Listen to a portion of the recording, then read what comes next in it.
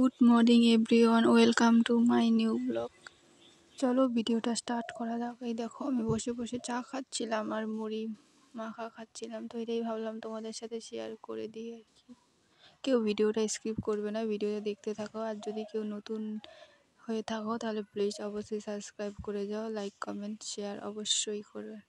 তো চলো কি করছি আমি, তো দেখো চা বসিয়েছিলাম, চা হয়ে গেছে, এখন এটাকে চা নামিয়ে নেওয়ার পর একটা কাপে ঢেলে নিয়েছি 1 কাপ গরম চা, আর সঙ্গে আছে মুড়ি চানাচুর দিয়ে মেখে রেখেছিলাম আর কি।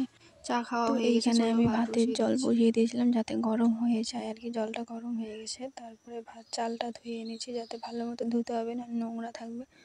তো ধুয়ে নেওয়ার পরে ঢাকনাটা উঠে দেখছি জলটা গরম হয়েছে। তারপরে হালকা হালকা গরম হয়েছে আর কি, কুসুম গরম হলেও চলবে। তারপরে আমি চালটা দিয়ে দিচ্ছি।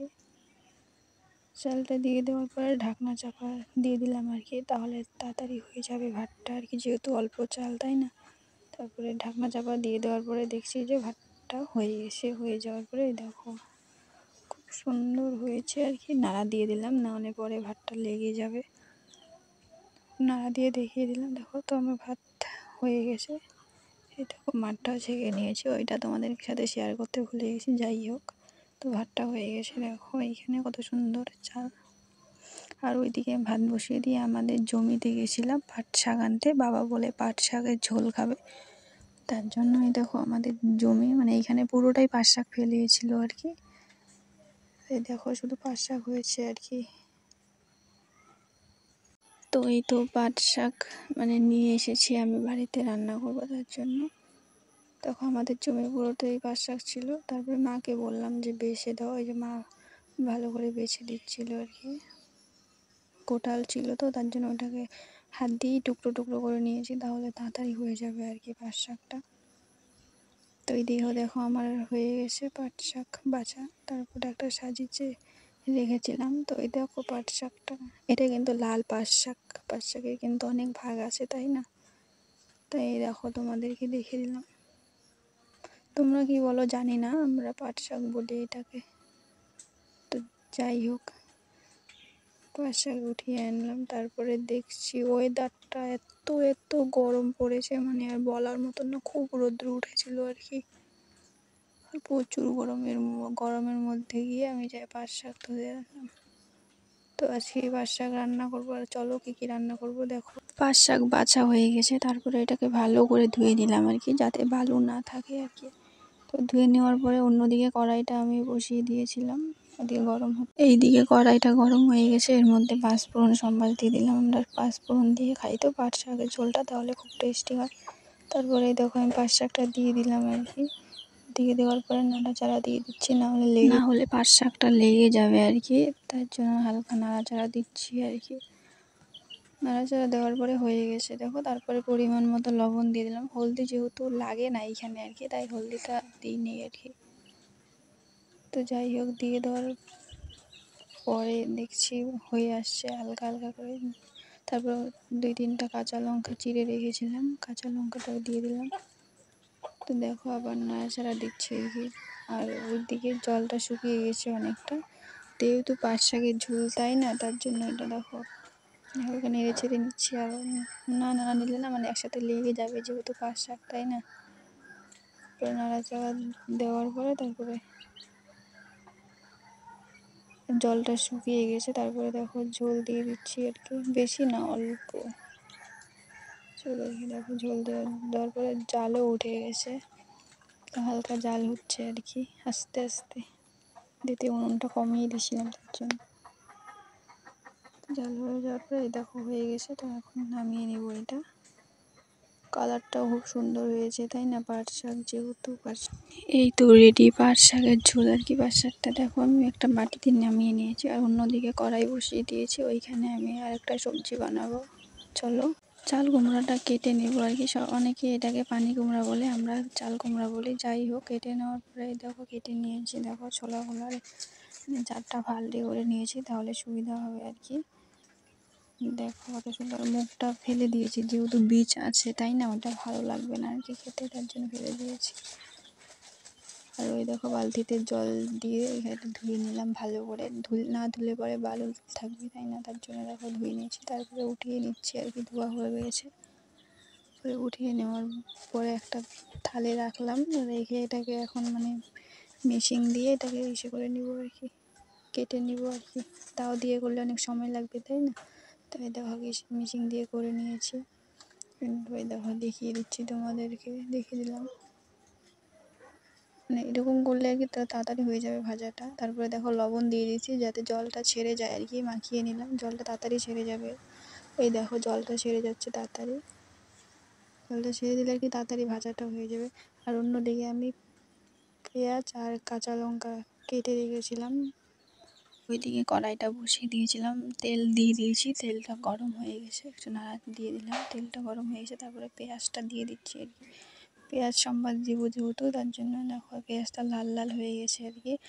আর ওইদিকে চাল কুমড়া কেটে রেখেছিলাম লবণ দিয়ে, আর হলদি, আর পরিমাণ মতো হলদি, পরিমাণ মতো লবণ, লবণটা কম দিয়েছি যেহেতু আগেই লবণ অ্যাড করেছি তাই না। আর এইদিকে দেখো আমি এটা দিয়ে দিচ্ছি, পেঁয়াজটা লাল লাল হয়ে গেছে। তো হয়ে যাওয়ার পরে দেখো এটা আমি ভাজা ভাজা করে নিচ্ছি, তাহলে তাড়াতাড়ি হয়ে যাবে আর কি, জলটা ছেড়ে নেবে। ভালো করে নাড়াচাড়া দিয়ে দিচ্ছি আর কি। তো এই দেখো এটা আমার রেডি, এখন এটাকে নামিয়ে নেব, চলো। এই দেখো চাল কুমড়া ভাজা হয়ে গেছে আমার, দেখো এখন কত সুন্দর লাগছে তাই না। তো চলো তারপরে কি করছি দেখো তোমরা। ওল কচু দিয়ে মাছের ঝোল করব, তার জন্য মাকে বললাম যে মা এটা কচুটা কেটে দাও, তো আমি কাটি না কচু, আমার হাতে ধরে, তো তার জন্য তো মা এখানে দেখো ভালো করে এটা টেসরা করে কাটতে লাগে, না হলে তরকারিটা দেখো ভালো হয় না। তো এখানে দেখো মা কেটে কেটে রাখছিল থালে, দেখো কাটা হয়ে গেছে, মানে এটাকে তেসরা করে এরকম করে কাটতে হয়, না হলে আর কি ভালো হয় না। তারপরে মা বললো যে এটা সিদ্ধ বসিয়ে দে, আমি তারপরে এটা সিদ্ধ বসিয়ে দিয়েছি, দেখো সিদ্ধটা হয়ে গেছে আর কি, হালকা সিদ্ধ করে নিতে, যেহেতু ওল কচু তাই না, না হলে সিদ্ধ হবে না আর কি। তো সিদ্ধ হয়ে গেছে, এখন আমি নামিয়ে নিচ্ছি। তো এই তো আমি একটা নামিয়ে নিলাম একটা থালের মধ্যে, দেখো এখন কচুটা কত সুন্দর হয়েছে। আর ওইদিকে মাছের মধ্যে আমি লবণ হলদি আর একটু তেল মেখে রেখেছিলাম যাতে মাছটা না ফুটে আর কি। তো এখানে মেখে রেখেছিলাম আগে 10 মিনিট রাখলে আর কি ভালো, মেখে তোমরাও রাখবে ভালো হবে। আর ওইদিকে কড়াই গরম হয়ে গেছিলো, তেলটাও দিয়ে দিলাম আর কি, তেলটা দিয়ে দেওয়ার পরে দেখো গরম হয়ে এসেছে, এখন আমি মাছটা ভেজে নেব। একে একে একে মাছগুলো দিয়ে দিচ্ছি আর কি, যেহেতু অল্প মাছ তাই না একবারে হয়ে যাবে। তো চলো আমি মাছটা দিয়ে দিলাম, এখন মাছটা এপিট হয়ে গেছে, তো আমি ও পিঠ উল্টে দিচ্ছি আর কি, উল্টে দিলে তাহলে মাছটা তাড়াতাড়ি হয়ে যাবে তাই না। মাছ ভাজা অবশ্যই সবাই জানে, তাও তোমাদেরকে দেখিয়ে দিলাম আর কি মাছ কী করে ভাজটা করতে লাগে। তো এই দেখো মাছটা ভাজা হয়ে গেছে আর কি, এখন উল্টে দিচ্ছি ভালো। তো এই তো আমার মাছটা ভাজা হয়ে গেছে, এখন চলো নামিয়ে নিই মাছটা। দেখো আমি একটা থালের মধ্যে নামিয়ে দিয়েছি, দেখো মাছটা ভাজা হয়ে গেছে আর কি, নামিয়ে নিলাম। তো এই তো কচুটা সিদ্ধ করে নামিয়ে নিয়েছি, আর সঙ্গে পেঁয়াজ সম্বাস দেবো তার জন্য সাইডে কেটে রেখেছি। তো চলো এইদিকে পেঁয়াজটা সম্বাস দিয়ে দিচ্ছি, হালকা লাল লাল হয়ে গেছে আর কি, দেখো তোমরা লাল লাল হয়ে এসেছে। এইদিকে আমি পরিমাণ মতো লবণ দিলাম আর কি, বেশি না, তোমরা যতটুকু খাবা ততটুকুই দিবা। তারপরে দেখো হলদিও দিয়ে দিয়েছি, হলদিটা পরিমাণ মতো দিয়ে দিয়েছি, তারপরে একসাথে মিক্স করে নিলাম।